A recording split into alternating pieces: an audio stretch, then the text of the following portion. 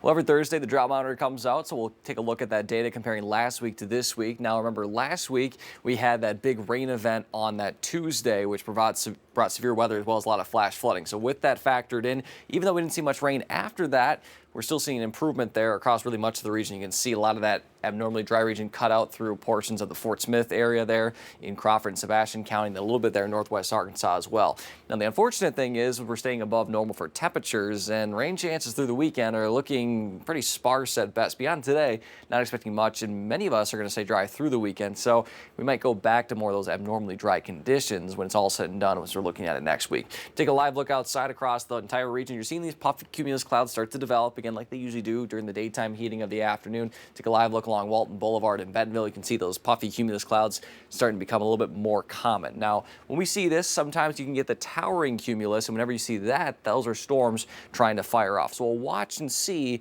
if these are starting to form here over the next couple of hours. And you see it's trying to, especially in northwest Arkansas, but we're not seeing any verticality yet of those clouds. Again, we'll look for that. And if we do see that, that's where we'll see the potential of those storms. And overall, the setup's not great for widespread activity. Again, we're relying on the daytime heating and a little bit of just some low-level moisture to help us. It is a little bit sticky out there. You saw dew points in the mid-60s. We also have the surface trough as well. It's this black dash line, and no, you're not going to find X marks the spot at the end of it. But what you are going to see is it is kind of moving slightly to the east, or from east to west, excuse me. So when you see that surface trough combined with a little bit of low-level moisture, sometimes you can get that to collide and form some storms. Now, you see this cold front off to the northwest, you're thinking, all right, colder air is on the way.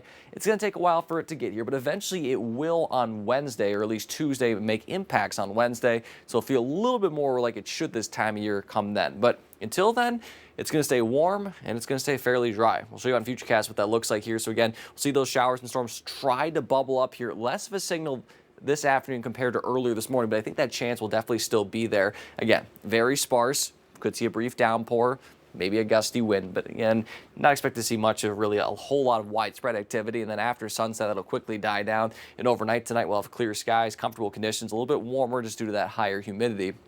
As we head throughout the day tomorrow, plenty of sunshine, especially during the morning. Then during the afternoon, maybe seeing more of those puffy cumulus clouds develop, but that dew points dropping, so not as much moisture to work with. And by 7 o'clock, when you're headed out on the Friday evening, maybe to a high school football game or any social event, it should be great weather for it. Overall for tonight, low temperatures in the low to mid 60s with clear skies and patchy fog and a light wind after that shower chance during the afternoon. For tomorrow, plenty of sunshine, highs in the mid to upper 80s, some 90s possible in the Fort Smith area as well as Van Buren. Again, we're about 10 degrees above normal. Then for that high school football game of the week, it's between the Rogers Mounties versus the Fayetteville Purple Dogs, and you're going to notice the temperature at kickoff is about 75, and we'll dip down to the upper 60s by 10 o'clock. Overall, though, no matter what you're doing Friday evening, as I mentioned, it's going to be very nice. Into the weekend, gorgeous conditions, lower humidity as well, so couldn't ask for a much better weekend, especially in early October. Then rain chances will pick up a little bit for Monday and Tuesday, and then you see that temperature drop off for Tuesday into Wednesday. It feels a little bit more like fall out there, and then there's some kind of uncertainty what happens after Wednesday. Does it warm back up? Does it keep cooling down?